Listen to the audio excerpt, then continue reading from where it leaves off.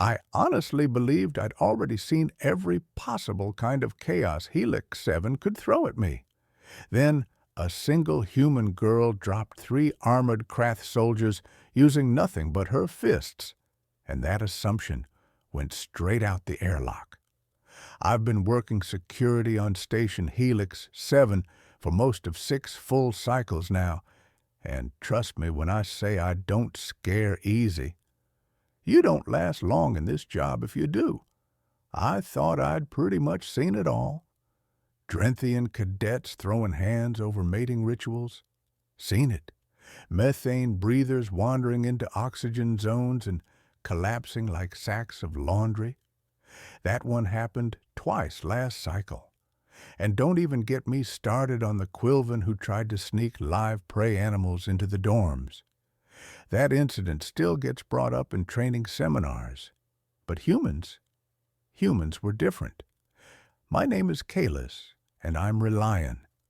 We're not a big species, not even close, but we're dependable, stable. That's why the Council likes assigning us to security work. We don't panic under pressure, we follow procedures, and we've got 4 eyes. Yes, 4. Turns out being able to monitor multiple corridors at the same time without turning your head is a pretty big advantage in a place like this. Station Helix 7 houses the Galactic Naval Academy, the most prestigious military training institution anywhere in this sector. Cadets from 217 different species train here, all packed into one massive rotating station orbiting a gorgeous gas giant that's completely useless for anything except scenery. The view is breathtaking. The social environment? Absolute madness. The Academy loves to talk about integration, about preparing future officers to cooperate across species boundaries. It's a noble idea, really. In reality, that philosophy mostly results in territorial posturing, dominance displays, and the occasional full-scale riot when someone insults another species' ancestral breeding grounds. Humans had only been members of the Galactic Council for around 30 standard years when all this happened. They were still new, still figuring out where they ranked in the galaxy's unspoken hierarchy. Most species took one look at them and saw fragile mammals, soft skin, no claws, no venom, no armor, no exoskeleton.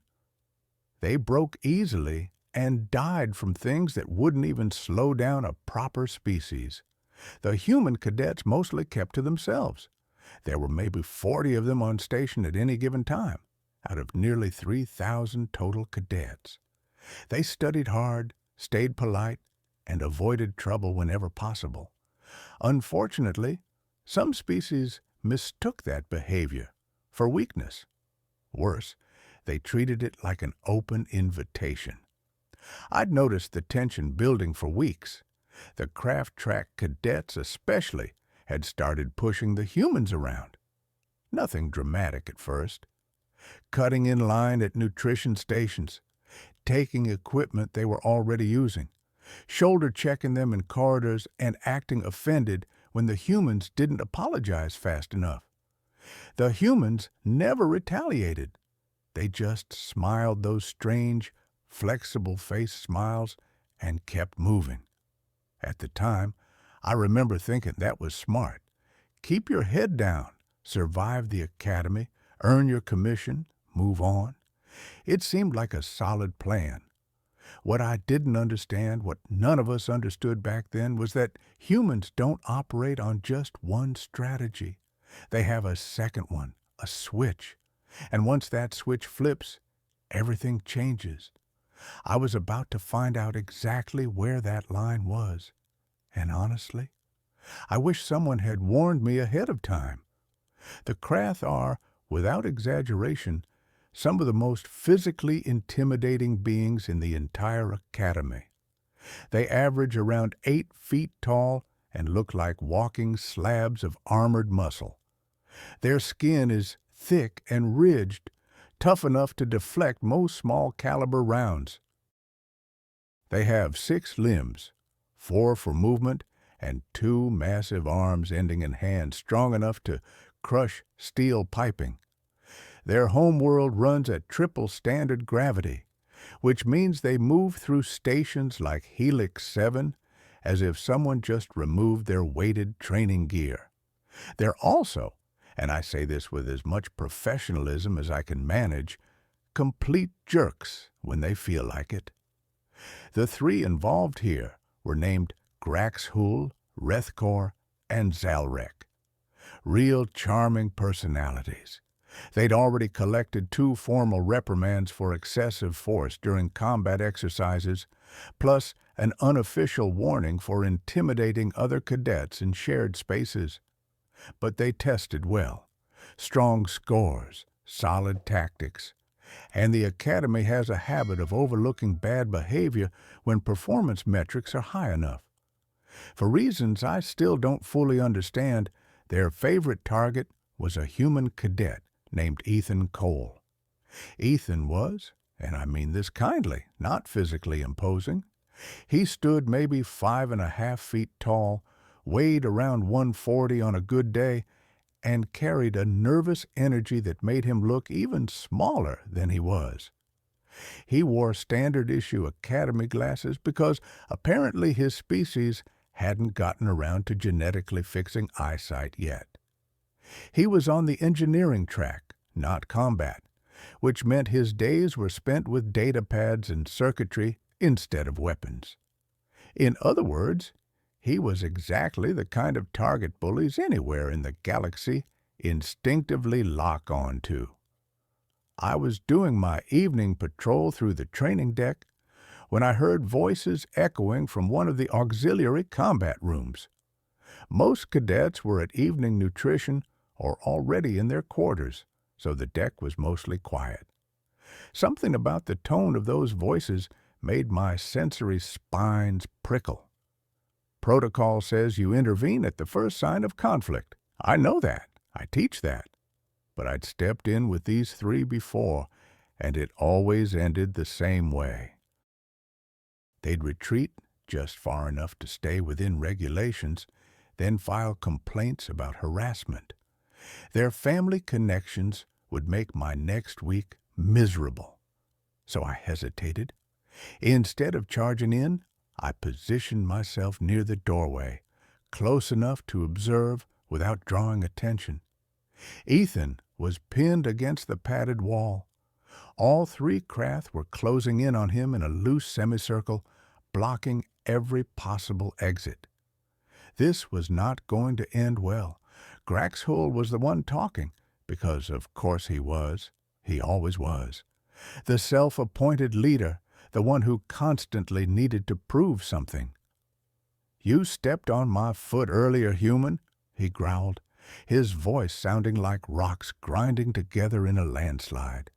He was talking about the corridor outside the quantum mechanics lecture hall. Ethan's reply came out thin and shaky. I didn't mean to. It was crowded. I apologized right away. You said it was fine." It was a textbook Krath intimidation maneuver, the kind that worked on almost every species in the Academy.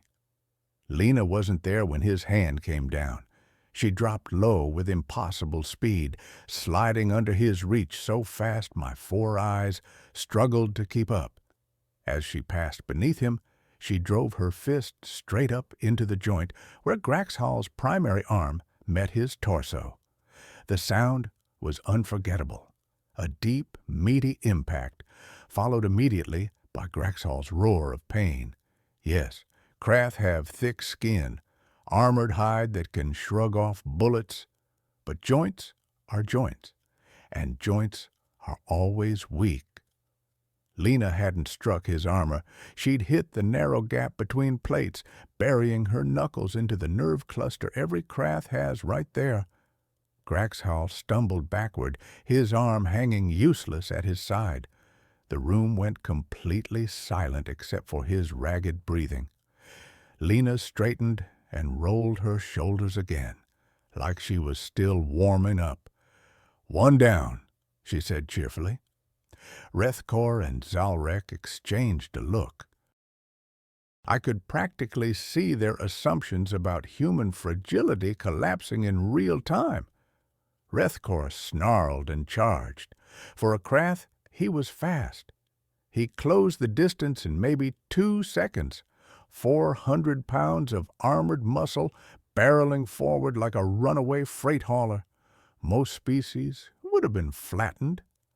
Lena sidestepped at the last possible instant, letting his momentum carry him past.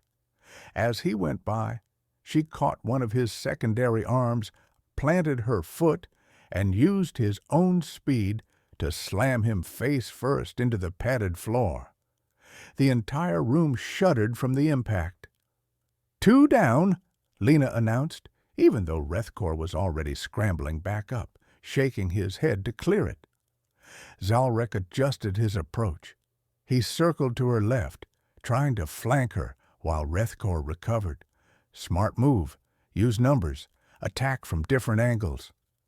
Lena kept both of them in her peripheral vision, rotating smoothly to hold her ground. Her breathing was heavier now, but still controlled, focused. Zalrek feinted high with his primary arms. Lena shifted to block. That's when he went low with his secondary arms, aiming to sweep her legs. She jumped straight up. No backward motion, no hesitation. His arms passed beneath her boots with maybe an inch to spare. And while she was airborne, and I still don't understand how, she twisted her body and kicked out with both legs, slamming her heels into Zalrek's central eye cluster. His head snapped back. He screamed, hands flying to his face. Lena hit the floor in a crouch and immediately rolled forward as Rethkor tried to grab her from behind. She came up inside his reach, too close for him to bring his strength to bear, and hammered his midsection. 3 strikes, fast, precise, each one landing on a different pressure point. Rethkor folded over, wheezing. The cadets watching from the doorway finally found their voices. Shocked gasps filled the room. One of the Centauri was swearing loudly in his native language. The Vulcane had pulled out a personal recorder. I was still frozen, trying to process what I was seeing. Graxhal had regained partial use of his arm and charged back into the fight, roaring with equal parts rage and pain. All 3 Krath converged on Lena at once, finally using proper coordinated tactics. This should have been the end. 3 against 1, massive size advantage, no space to maneuver. But humans, and I cannot stress this enough, do not follow normal biological rules once adrenaline takes over. Lena dropped low again, grabbed Rethkor's leg, and yanked hard. He went down. She used his falling body like a springboard, launching herself onto Graxhal. Her arm locked around his thick neck, her legs cinched tight around his torso. She squeezed. Graxhal thrashed, trying to tear her loose. Zalrek lunged in and grabbed her leg. He pulled. Lena held on with one arm and hammered Zalrek's already damaged eye cluster with her free hand. Once, twice, 3 times. He released her and staggered back. Graxhal finally managed to throw her off, hurling her into the wall. I heard the impact, heard her grunt. That should have broken bones. It should have ended the fight. She hit the floor, rolled, and came back up with blood running from a cut above her eyebrow. It streamed down the side of her face. She was smiling. "That all you got?" she asked. Her breathing was heavy now, but she was still steady on her feet. All 3 Krath were struggling too. Graxhal's arm still wasn't working right. Zalrek could barely see. Rethkor was guarding his midsection where those pressure points had been hit. They looked at each other, then at her, then back at each other. I could see the calculation happening. Yes, eventually, They might bring her down with enough effort. But she was going to hurt them first, badly. And she wasn't going to stop until someone was unconscious or dead. Graxhell made his choice. He charged again, and the other two followed. That was when I finally remembered I was supposed to be doing my job. And that was also when the rest of the humans arrived. They poured through the doorway like a wave of compact, furious mammals. 6 of them. Not impressive by galactic standards, the tallest, maybe 6 feet, the heaviest, around 180. But they moved fast, together. 2 slammed into Graxhall, 1 high, 1 low. Another human grabbed Zalrek's arm and twisted it into a joint lock I recognized from advanced combat training. The remaining 3 formed a tight defensive wall around Lena and Ethan. That's when my brain finally restarted, and I remembered I was wearing a security uniform. I activated my comm unit. Security emergency. Training Deck 7, multiple cadets engaged in physical altercation, requesting immediate backup and medical response. Then I stepped into the chaos, sonic disruptor in hand. I fired 3 warning bursts into the air. The high-pitched shriek cut through the fight like a blade. "Everyone!" I shouted. "Stop!" To their credit, the humans froze immediately, no hesitation, training and discipline overriding whatever protective instincts they still had burning. The Krath took a little longer, a few extra seconds of growling and tension before they finally stopped struggling too. I could already hear heavy footsteps pounding down the corridor. Backup was on the way, along with what sounded like medical personnel moving at a run. The scene they walked into is burned into my memory. All 3 Krath were down on the floor, breathing hard, bruised, and very clearly injured. Graxhall's arm hung useless at his side. Zalrek's face was swelling rapidly around his damaged eye cluster. Rethkor was curled slightly inward, clutching his ribs. The humans were still standing, every single one of them. Yes, they were exhausted. Yes, Lena was bleeding from the cut above her eyebrow and almost certainly had cracked or bruised ribs from being thrown into the wall. A few of the others sported scrapes and rapidly darkening bruises, but they were upright, alert, ready to continue if things went sideways again. Ethan sat against the wall, still fighting for air, staring at Lena like she had just rewritten the laws of physics in front of him. Chief Medical Officer Orvanis burst in with her team and immediately started triage. She took one look at the Krath, then at the humans, then slowly turned to me. "What in the name of the founders happened here?" she demanded. I opened my mouth, closed it, tried to figure out how to summarize what she was seeing in a way that would sound reasonable in an official report. "The humans happened," I finally said. It was probably the least helpful answer I could have given. It was also the most accurate. Orvanis didn't argue. She moved to Zalrek and began working on his eyes while her assistants handled the rest of the injuries.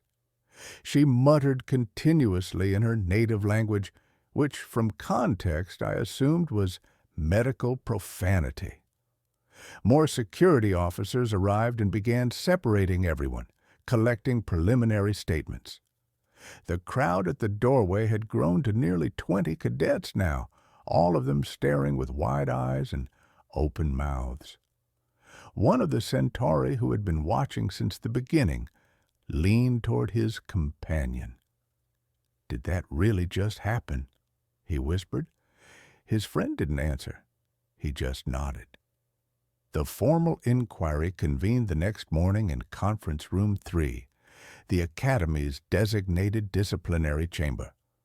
I was called first, since I'd witnessed most of the incident. Commander Vailros presided. a Corvani officer with 2 decades of service and zero tolerance for nonsense.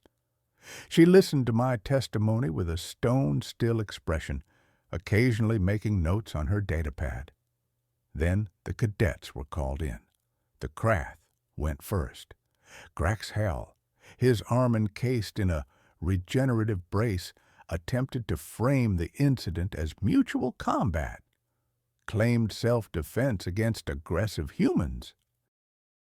That narrative collapsed almost immediately when security footage from the training deck was displayed, clearly showing them cornering Ethan before anyone else engaged.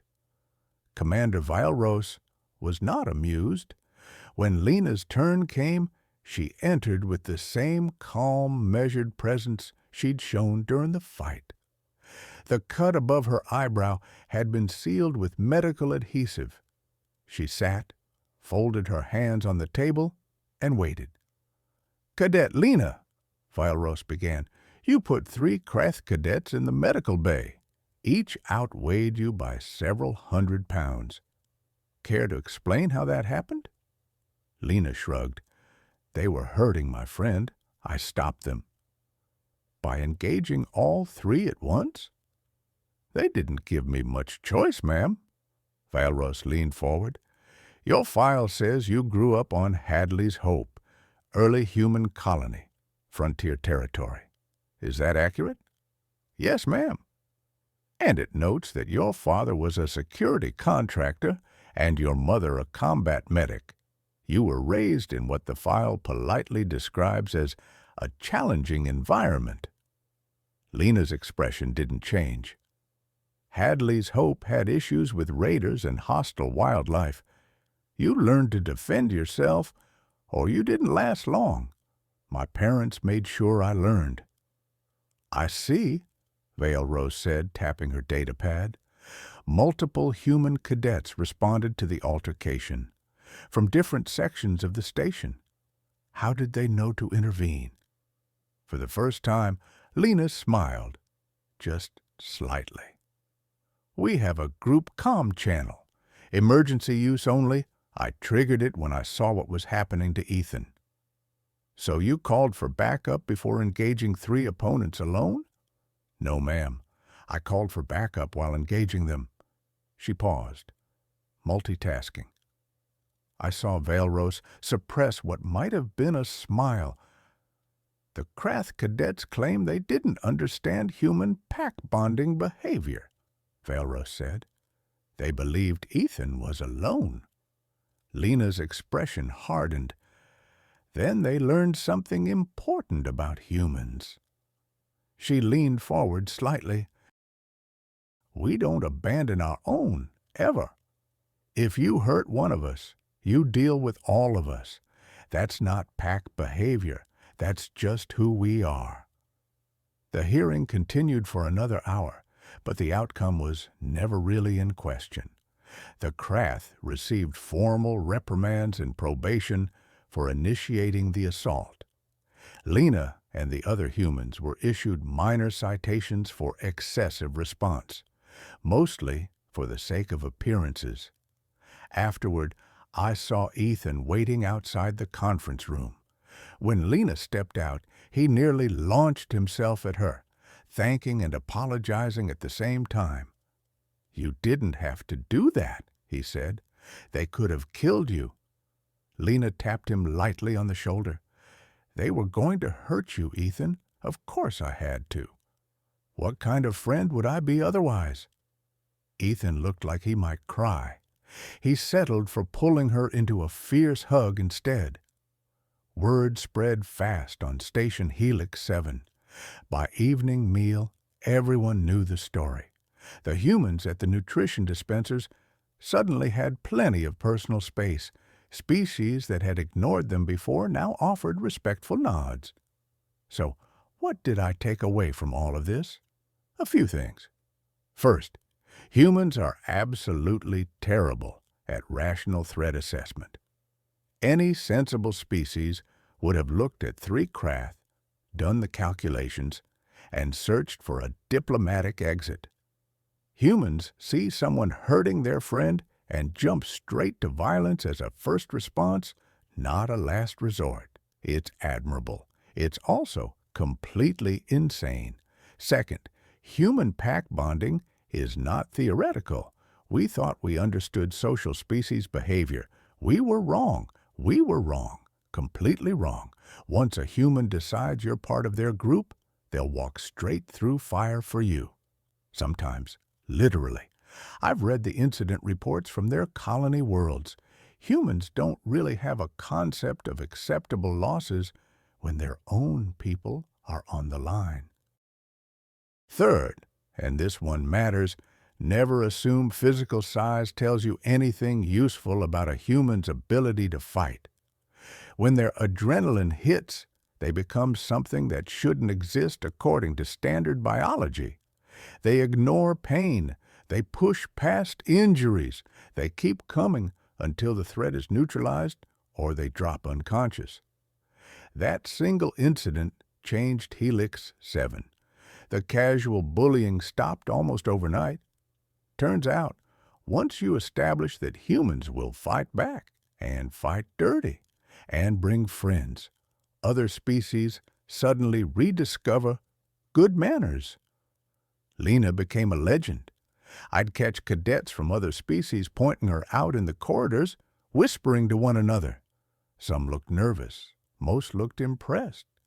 A few instructors from the combat track even asked her to demonstrate human fighting techniques during advanced classes. She handled the attention exactly how she handled everything else. Calm, practical, no ego. She didn't let it go to her head. She just kept training, kept studying, and kept showing up for her friends. To their credit, the Krath learned from it. 3 weeks later, Graxhal approached Ethan and offered a formal apology. Krath culture respects strength, and apparently getting thoroughly beaten by someone a quarter your size while they're defending a friend qualifies as a strength display worth honoring. Ethan and Lena became inseparable after that. If you saw one, the other was usually nearby. Ethan helped her with engineering coursework. Lena taught him some of those deeply unsettling combat techniques. They graduated together 2 years later, both with honors. As for me, I'm still working security on Helix 7. I still see new cadets arrive every cycle. I still break up the occasional fight, but things are different now. Humans aren't the new kids anymore. They're not the quiet ones keeping their heads down. They're the ones you don't provoke unless you're eager to learn a very painful lesson about Earthborn stubbornness. And me? I updated my incident response protocols. New rule: if humans are involved in an altercation, call for backup immediately. Don't wait.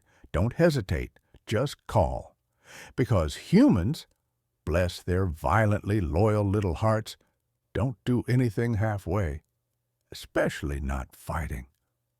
I saw Lena in the corridor yesterday walking with Ethan and a few other humans, laughing about something. She caught my eye and gave me a small nod. I nodded back. Some lessons only need to be learned once.